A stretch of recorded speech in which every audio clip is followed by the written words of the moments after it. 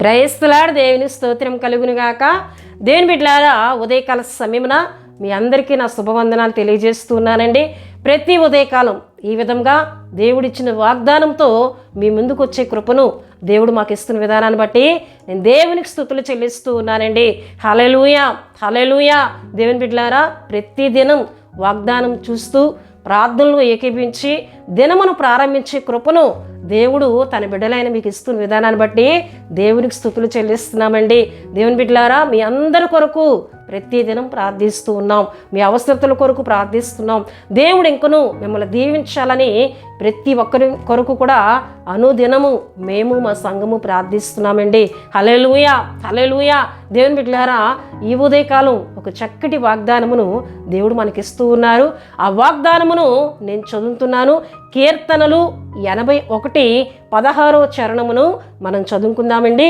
అతి శ్రేష్టమైన గోధుమలను అనుగ్రహించి నేను వారిని పోషించెదను, కొండ తేనెతో నిన్ను తృప్తిపరిచెదను అని దేవుడు ఇశ్రాయేలుకి ఇస్తున్న వాగ్దానంగా ఇక్కడ దేవుని వాక్యంలో మనం చూస్తున్నాం. హల్లెలూయా.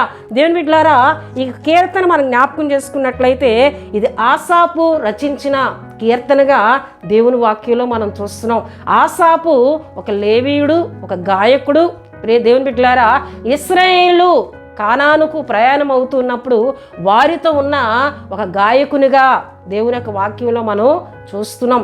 గనుక ఇశ్రాయేలు యొక్క ప్రతి చర్యను ఎరిగిన వాడైన ఆసాపు ఇశ్రాయేలు విషయమై ఒక చక్కటి దేవుని ఆత్మతో నింపబడి ఒక వాగ్దానమును ఇక్కడ రాసినట్లు దేవుని వాక్యంలో మనం చూస్తున్నాం. ఆ వాగ్దానమును మనం జ్ఞాపకం చేసుకున్నట్లయితే అతి శ్రేష్టమైన గోధుమలను అనుగ్రహించి నేను వారిని పోషించదను. ఎందుకంటే దేవుడు ఇశ్రాయేలుని ఏ విధంగా పోషించారో, ఇశ్రాయేలుని ఏ విధంగా నడిపించారో ఆసాపు ఎరిగిన వ్యక్తి గనుక ఆయన ఇక్కడ చెప్తూ ఉన్నారు. అయితే అతి శ్రేష్టమైన గోధుమలను మనం పొందుకోవాలి. అంతేకాకుండా కొండ తేనెతో దేవుడిచ్చే ఆశీర్వాదం చేత తృప్తి పరచబడాలి అంటే ఎటువంటి ఆత్మీయతను కలిగి ఉండాలో కూడా ఆసాపు తన కీర్తనలో రాసినట్లు ఇక్కడ దేవుని వాక్యంలో మనం చూస్తామండి. హల్లెలూయా, హల్లెలూయా. 13వ చరణములో మనం చూసినట్లయితే అక్కడ చూడండి ప్రియ దేవుని బిడ్డలారా, అయ్యో నా ప్రజలు నా మాట విని ఎడల, ఇశ్రాయేలు నా మార్గములను అనుసరించిన ఎడల ఎంత మేలు.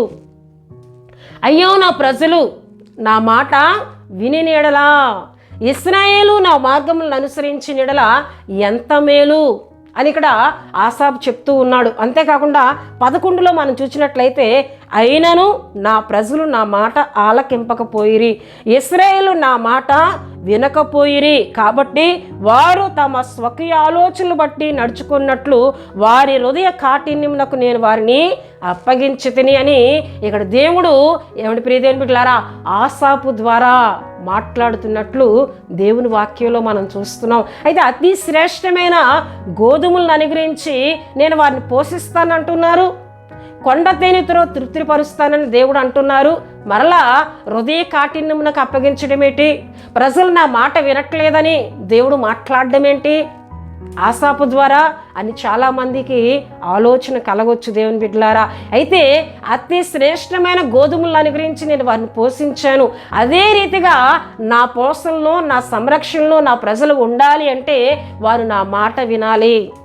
వారు నా మాట వినటలేదు, వారి సొంత నిర్ణయాలతో సొంత ఆలోచనలతో అంటున్నారు. చూడండి ప్రియ దేవుని బిడ్డలారా, కాబట్టి వారు తమ స్వకీయ ఆలోచనలు బట్టి నడుచుకున్నట్లు, ఇక నా మాట వినట్లేదు, ఇక వారి సొంత ఆలోచనలకి నేను వారిని విడిచిపెట్టాను గనుక ఇక నేను వారిని అతి శ్రేష్టమైన గోధుమలతో పోషించను, కొండ తేనెను వారికి నేను అనుగ్రహించను అంటూ ఎవరికి మేలు కలుగుతుంది అంటున్నారు ఆయన. చూడండి, అయ్యో నా ప్రజలు నా మాట విని ఎడల, ఇశ్రాయేలు నా మార్గములను అనుసరించిన ఎడల ఎంత మేలు, ఎంత మేలు, ఎటువంటి మేలు కలుగుతుంది అంటున్నారండి.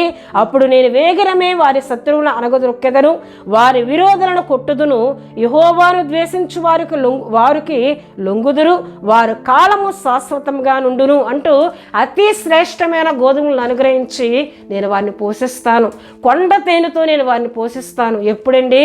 నా మాట వింటే. నా మాట వింటే వారికి మేలు కలుగుతుంది. వారి శత్రువులతో నేను యుద్ధం చేస్తాను, వారి విరోధులతో నేను యుద్ధం చేస్తాను. నేను వారికి తోడుగా ఉంటూ వారికి మేలు కలుగు చేస్తాను. శ్రేష్టమైన ఆహారము నేను నా బిడ్డలకు ఇస్తానని దేవుడు మాట్లాడుతున్న వాగ్దానంగా దేవుని బిడ్డలారా ఈ 16 చరణమును మనం చూస్తూ ఉన్నాం. హల్లెలూయా, హల్లెలూయా. నిజమే ప్రియ దేవుని బిడ్డలారా, ఆయన మాట వినకయే దేవుని చేత దీవించబడలేకపోతున్నాం. ఆయన మాట వెనకయే సమృద్ధైన ఆహారమును మనం పొందుకోలేకపోతున్నాం. శ్రేష్టమైన ఆహారం ఈ రోజుల్లో ఎందుకు దొరకట్లేదండి? ప్రజలు దేవుని మాట వినట్లేదు. భూమి ఎందుకు నిస్సారం అయిపోయిందండి? ప్రజలు దేవుని మాట వినట్లేదు. ఈ రోజులు మనం చూసినట్లయితే ప్రియమైన బిడ్డలారా, అంతా మందులు వేస్తూనే పంటను పండించుకునే పరిస్థితులు ఏర్పడ్డాయి. ఎందుకంటే భూమిలోని సారము తగ్గిపోయింది, భూమి మీద దేవుని ఆశీర్వాదం తగ్గుతూ వస్తూ ఉంది. గనుకనే ఏమండి అది శ్రేష్టమైన ఆహారముగా మనకు దొరకటలేదు. శ్రేష్టమైన ఆహారం మనకు దొరకలేని పరిస్థితి ఎందుకు ఈ భూమి మీద మనకు ఏర్పడింది అంటే ప్రజలు దేవుని మీద తిరుగుబాటు చేస్తూ ఉన్నారు, దేవుని కట్టడాలను గైకొనట్లేదు. గనుకొనే శ్రేష్టమైన ఆహారమును పొందుకోలేకపోతున్నారు. అయితే ఎవరు శ్రేష్టమైన ఆహారం చేత తృప్తిపరచబడతారు అంటే ఆయన మాట వినని వారని దేవుని యొక్క వాక్యంలో మనం చూస్తున్నాం. చూడండి, యెషయా గ్రంథము ప్రియ దేవుని బిడ్డలారా 1వ అధ్యాయము 19వ వచనంలో చూస్తే, మీరు సమ్మతించి నా మాట విని ఎడల మీరు భూమి యొక్క మంచి పదార్థములను అనుభవింతురు. మీరు సమ్మతించి నా మాట వింటే భూమి యొక్క మంచి పదార్థాలు మీరు అనుభవిస్తారు. మీరు వినట్లేదు గనుకనే భూమి నిస్సారంగా మారిపోయింది, భూమిలో ఉన్న సారము తగ్గిపోయింది. భూమి మంచి పంటనిచ్చుట బదులు సారము లేని పంటను ప్రజలకు ఇస్తూ ఉంది. మీరు సమ్మతించి మీరు కలిసి నా మాట విని మీరు విత్తనం విత్తినట్లయితే ఆ విత్తనమును నేను ఆశీర్వదిస్తాను. నిజమే, ఇస్సాకు దేవుని మాట ప్రకారమే విత్తనం వేసి 100 ఫలము శ్రేష్టమైన ఆహారమును కరువు కాలంలో పొందుకున్నట్లు దేవుని వాక్యంలో మనం చూస్తాం. హల్లెలూయా. ఆదికాండం 26:12 మనకు కనిపిస్తుందండి. ఇస్సాకు ఆ కాలమందున్న వాడే విత్తనం వేసి 100 ఫలం పొందుకున్నాడని అక్కడ దేవుని వాక్యంలో మనం చూస్తాం. ఆయన మాట వింటే ప్రియ దేవుని బిడ్డలారా శ్రేష్టమైన ఆహారమును భుజిస్తాం, ఆరోగ్యవంతమైన ఆహారం మనకు దొరుకుతుందండి. ఆయన మాట వినకయే ప్రియ దేవుని బిడ్డలారా అనారోగ్యములు కలిగే ఆహారం ఈరోజు లభిస్తూ ఉంది. శ్రేష్టమైన ఆహారము దొరుకుటలేదు ప్రియ దేవుని బిడ్డలారా. ఆయన మాట విందాం, ఆయన మాట విందాం. మన ఆహారమును ఆయన దీవిస్తారు, మన పానమును ఆయన దీవిస్తారండి. అంతేకాకుండా 20వ వచనంలో చూస్తే, సమ్మతింపగా తిరుగుబడిన ఎడల నిశ్చయముగా మీరు ఖడ్గముల పాలగుదురు. మీరు సమ్మతించకుండా తిరగబడినట్లయితే ఖడ్గముల పాలవుతారని ఇక్కడ దేవుడు యెషయా ప్రవక్త ద్వారా మాట్లాడుతున్నారు. హల్లెలూయా. దేవుని చేత శ్రేష్టమైన దీవెనలు పొందుకోవాలి, శ్రేష్టమైన ఆశీర్వాదాలు పొందుకోవాలి అంటే ప్రియ దేవుని బిడ్డలారా ఆయన మాటను మనం వినాలి, ఆయన కట్టడాలను మనం గైకొనాలి, ఆయన ఆజ్ఞలను మనం గైకొనాలి. అప్పుడే మన ఆహారం మీద దేవుని ఆశీర్వాదం ఉంటుంది, మన పానం మీద దేవుని ఆశీర్వాదం ఉంటుంది. మనం చేస్తున్న ప్రతి దానిలో కూడా శ్రేష్టమైన దీవెనలను శ్రేష్టమైన ఆశీర్వాదములు పొందుకుంటాం. కొండ తేనెతో నేను తృప్తిపరుస్తాను అంటున్నారు. కొండ తేనె అనగా అది శ్రేష్టమైనది, అది ఒరిజినల్ తేనె ప్రియ దేవుని బిడ్డలారా. ఇంకా అందులో కల్తీ అనేది లేదు. ఈ రోజుల్లో కల్తీ తేనె అమ్ముడవుతూ ఉంది ప్రియ దేవుని బిడ్డలారా.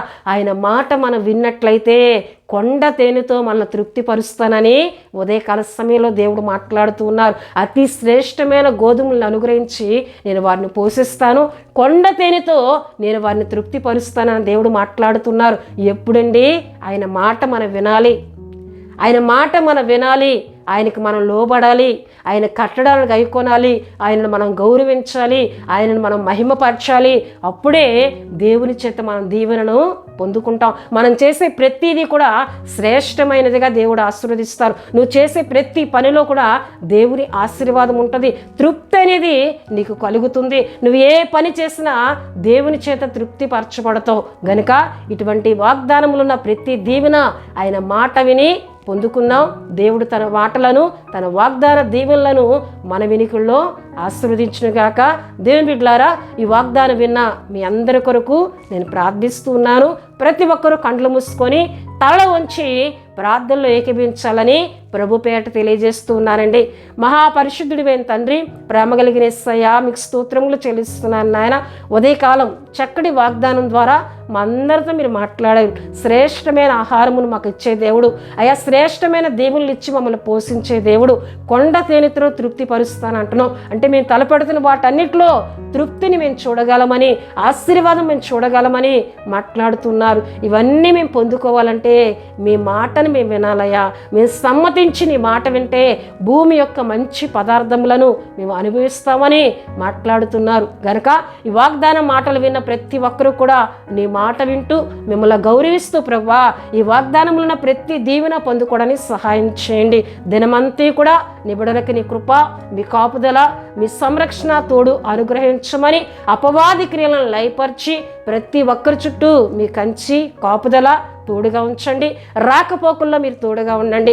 ఎవరైనా బలహీనలుగా ఉంటే ముట్టి స్వస్థపరచండి. కార్యాలు పూనుకుంటే సఫలతను దయచేయండి. ప్రతి పనిలో తోడుగా ఉండి దినమంతా కాపాడమని యేసు నామములో అడుగుచున్నాం తండ్రి. ఆమేన్. యేసు రక్తమే జయం, ప్రవేశు రక్తమే జయం. ప్రవేశు రక్తం సంపూర్ణమైనది. అపవాది క్రియలకరంత నాశనం కలుగునుగాక. ఆమేన్, ఆమేన్, ఆమేన్. దేవుడు మిమ్ములను, మీ కుటుంబములను బహుగా దీవించునుగాక. ఆమేన్.